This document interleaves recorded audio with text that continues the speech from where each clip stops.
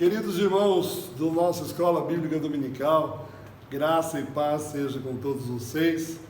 Muito feliz em estar aqui novamente, trazendo esse conteúdo para os irmãos. E hoje, conteúdo novo, vamos começar a carta aos Romanos. Eu sei que alguns irmãos aí colocaram no grupo que nós já trabalhamos ela, mas já faz 3 anos, irmãos. Já tem um bom tempo que nós trabalhamos essa carta. Hoje está fazendo 2 anos que eu comecei lá as minhas aulas lá em Malta, então a carta de Romanos já faz 3 anos que nós trabalhamos ela, e a maioria dos irmãos não estava. Então, a Iranildo, a Vânia, o Isária, a Rose, uma turminha aí que já tiveram comigo, não vão perder nada, vamos só ganhar, vamos só acrescentar o conteúdo aqui, tá bom? Deus abençoe a todos. Queridos, compartilhem lá questões, perguntas, comentários, vamos movimentar ali o WhatsApp com coisas edificantes, tá bom? Deus abençoe a nós no entendimento dessa carta, porque é uma carta tão rica, tão preciosa, tão cheia de conteúdo, é dita por toda a classe de teólogos da história, é tida como a principal de todas as cartas, é tida como um maior compêndio de doutrinas que Paulo nos deixou na composição do Novo Testamento. Ele é um livro doutrinário, nós vamos ver isso na divisão do livro, do capítulo 1 ao capítulo 11, Paulo se aprofunda em questões doutrinárias, por isso não sabemos em quanto tempo nós vamos conseguir andar com essa carta. Então, assim, não se preocupe com o tempo, porque eu acredito que vai um bom tempinho aí para a gente ver a carta toda. Então, assim, nesse aspecto, nós começamos hoje algo muito rico, e eu quero te convidar comigo a participar disso, de fato, participar mesmo, para que nós possamos ter muito êxito na explanação dessa carta. Queridos, vamos começar por coisas básicas, questões básicas a respeito dessa carta, da carta de Paulo aos Romanos. Questão, nós que já passamos aí por Atos juntos, já vimos algumas coisas. Então você pode ver comigo aonde essa carta foi escrita. Saindo de Romanos, voltando alguns capítulos no livro de Atos, você chegando ali no capítulo 20 de Atos, nós vamos ver Paulo chegando e permanecendo 3 meses na Grécia, capítulo 20, versículos 2 e 3, você vai ver que ali Paulo permanece e está no consenso da história, dos historiadores da teologia, que é nesse período em que Paulo esteve aqui na Grécia, mais precisamente em Corinto, que Paulo escreve aos Romanos, tá? Quando isso se deu? Que ano era isso? Bom, o consenso da história diz que é no ano 57, muito provavelmente 57, talvez início do ano 58, pela decorrência dos fatos da história, mas a maioria vai fechar consenso no ano 57. Se você fizer uma pesquisa, você vai ver que há historiadores que dizem que pode ter sido aproximadamente no ano 55, mas a maioria vai levar ao ano 57 a escrita dessa carta. Paulo escreve essa carta num momento interessante. Capítulo 20 do livro de Atos, quando nós estudamos, os irmãos vão se lembrar que era um momento muito interessante da vida de Paulo. Era o final da 3ª viagem missionária. Paulo chega na Grécia e ele faz o quê?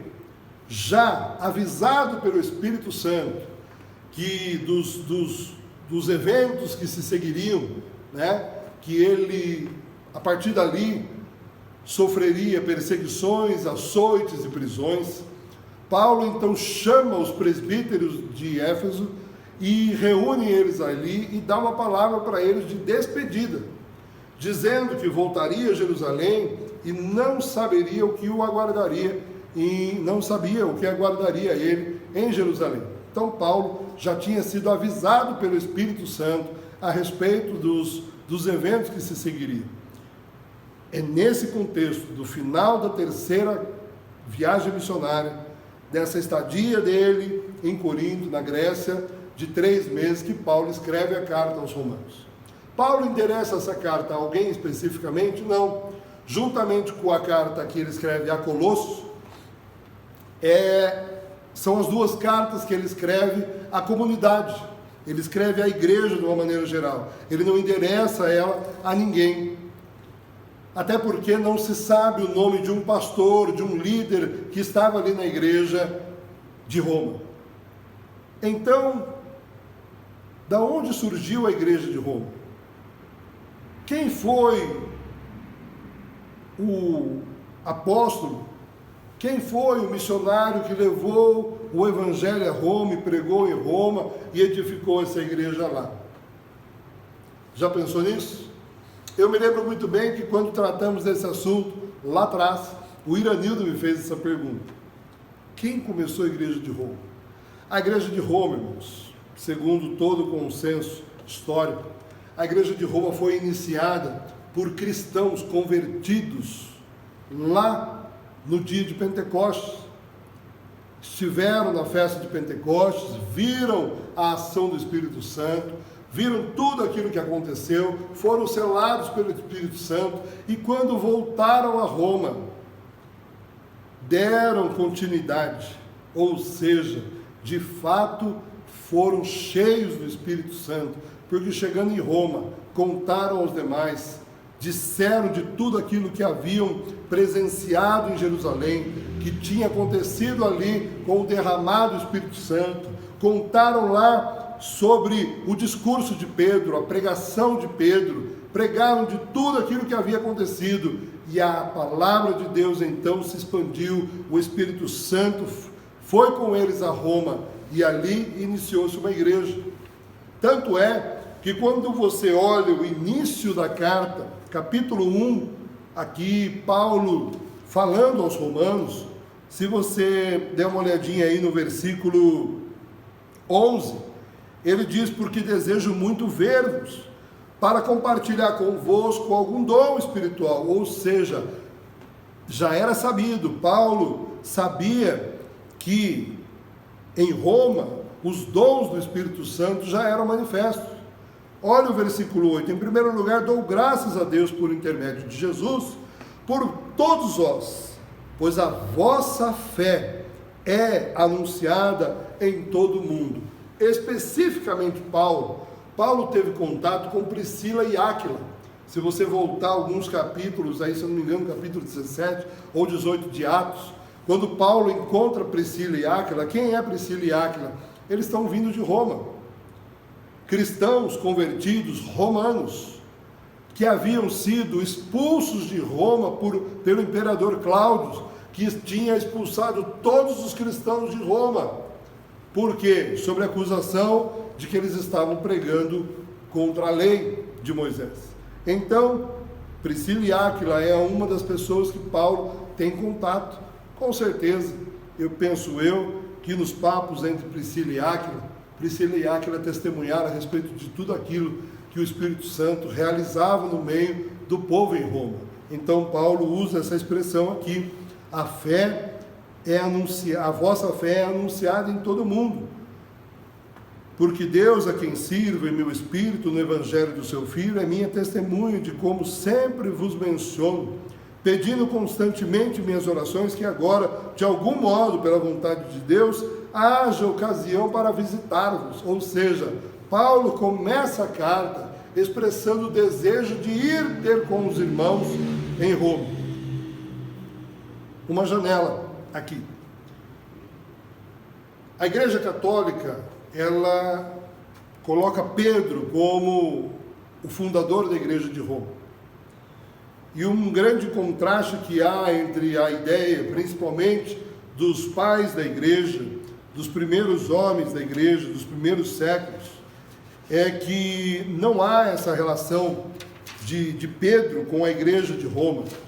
Se você pegar vários escritos dos pais da igreja, de homens que escreveram e labutaram ali no primeiro século da igreja, nos primeiros séculos da igreja, você vai ver que não há relação com Pedro, justamente porque se Pedro de fato tivesse estado em Roma, se Pedro tivesse participado da inauguração da igreja de Roma, do início da igreja de Roma, você não imagina comigo que Paulo havia feito menção dele, como sempre fez menção aos homens que o acompanham. Se você olhar bem, quando nós podemos já aqui ir para o final da carta do apóstolo Paulo aqui, você vai ao capítulo 16.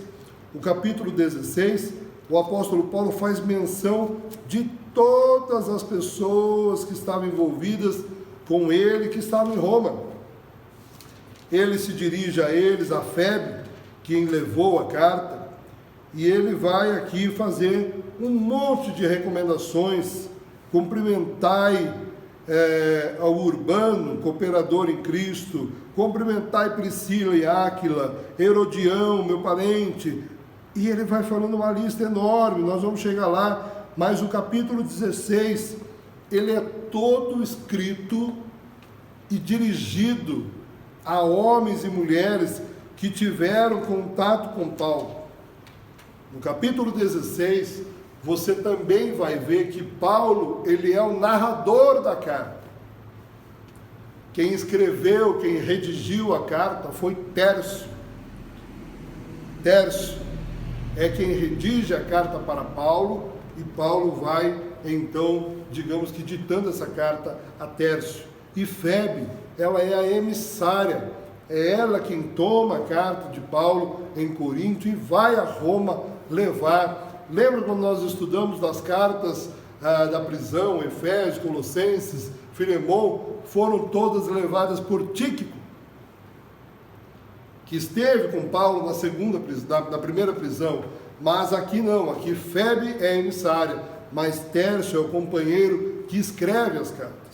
Queridos, enfim, essa carta ela é de uma extrema importância para nós, e eu quero que você tenha muito gosto em seu coração nesse tempo que nós vamos estudar a carta aos Romanos, para que o Espírito Santo fale ao seu coração, para que você aprenda, para que você seja edificado por essas aulas, por esse tempo, porque a carta aos Romanos, ela é, irmãos, sem dúvida, a maior enciclopédia, o maior compêndio doutrinário do Novo Testamento.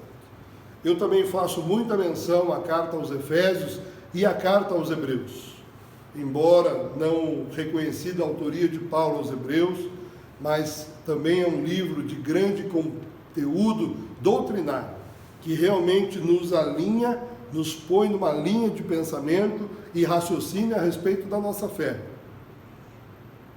Mas a carta aos Romanos, ela tem história, porque de tudo que nós sabemos da história da igreja, dos homens que foram antes de nós, há um teólogo chamado Guilherme Orr, com 2 R's, que ele exatamente dizia isso, que Romanos, sem dúvida, era o maior dos livros já escritos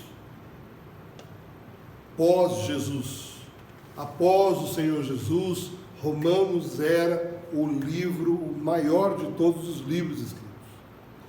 Quando nós vemos os escritos e os livros, há uma passagem muito interessante a respeito do livro de Romanos, que João Calvino, ele diz que temia muito elogiar a carta aos Romanos.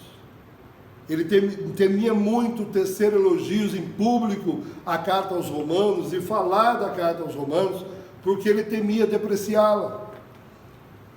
Ele temia não conseguir elogiá-la e tecer sobre ela elogios suficientes à altura da carta aos Romanos. O próprio Lutero, irmãos, a reforma protestante, ela se dá pelo entendimento de Martinho Lutero a respeito da carta aos Romanos.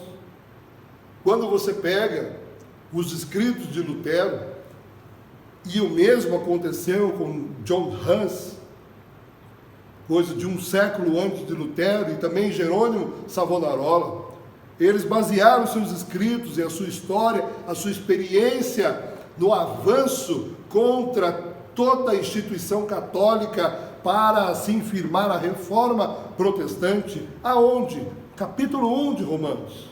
Capítulo 1, versículo 16, versículo 17, perdão, onde diz: pois a justiça de Deus se revela no Evangelho de fé em fé.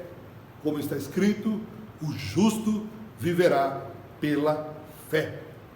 Pois bem, irmãos, este é o tema central da carta aos Romanos. Justiça, justificação pela fé. Em todo o tempo nós vamos ver o apóstolo Paulo fazendo menção da fé, da justificação e dos efeitos da justificação na vida do homem.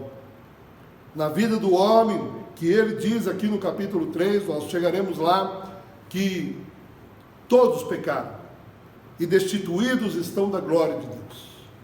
Mas agora, pela fé, temos condições, temos uma nova oportunidade de chegarmos a esse Deus. Então aqui, esse versículo, capítulo 1, versículo 17, é o que trouxe luz aos olhos desses homens que deram início à reforma protestante. Mas é lindo de ver a história, e nós, nazarenos, como somos de uma origem wesleyana, é lindo ver quando John Wesley, juntamente com os irmãos morávios, ali em torno do ano de 1728, na Inglaterra, juntaram-se para estudarem a palavra de Deus, juntaram-se para ali começarem a dar uma nova forma àquele evangelho que já estava depreciado, mesmo 2 séculos depois da Reforma Protestante, de pregadores que iam aos púlpitos e pregavam sem intrepidez, sem ousadia, sem poder do Espírito Santo, pregavam e desciam de lá e se metiam em suas bebedices e jogatinas. Mas Wesley, Whitefield, os irmãos morávios se juntaram ali. E a história de John Wesley conta que Wesley, no dia em que fizeram uma explanação de todo o prefácio da carta aos Romanos, escrita por Martinho Lutero, nesse dia, ao ler esse prefácio escrito por Lutero, o coração de Wesley aqueceu com a chama do Espírito Santo, e eles foram renovados no Espírito Santo de Deus. E nós sabemos que o século XVIII, a Inglaterra passou por um grande avivamento, que houve uma grande influência, até mesmo em uma guerra da Revolução Francesa que acontecia naquele momento envolvendo a Europa, porque o Espírito Santo encheu o coração de Wesley, de Whitefield, dos irmãos morávios, através do entendimento da carta aos Romanos. Por isso, irmãos, eu convido vocês, para que o seu coração também se encha desse poder do Espírito Santo, ao passarmos por esses capítulos tão ricos que a palavra de Deus nos oferece. E a última menção que eu quero fazer é que na década de 20, já do século 20, século passado, aproximadamente quase 100 anos atrás, houve um teólogo chamado Karl Barth, que conseguiu vencer o relativismo e as falsidades da teologia liberal através do uso de Romanos, combatendo assim um grande câncer que tentava se alastrar por toda a igreja. logo após o avivamento que houve nos Estados Unidos, logo após o conhecido avivamento da Rua Azusa, mas independente do movimento pentecostal, o movimento que deu origem à nossa igreja, a Igreja do Nazareno. A Igreja do Nazareno nasce de um ajuntamento de irmãos, de grupos de santidade nos Estados Unidos, na costa oeste e sul dos Estados Unidos, chegando então a formar a denominação Igreja do Nazareno, que nasceu em 1908 e 1919, ganhamos de fato esse nome como denominação. Então, querido, eu quero deixar essa introdução para você, para que nós possamos agora mergulhar capítulo a capítulo e vamos dar sequência nisso, para que nós possamos assim sermos cheios do Senhor. Amém? Deus te abençoe. Deus te abençoe, te dê dias de bênção onde você está e você receba do Senhor. Já se aplica a leitura do texto para que nós possamos compartilhar e você possa assim ser abençoado em nome de Jesus. Deus te abençoe.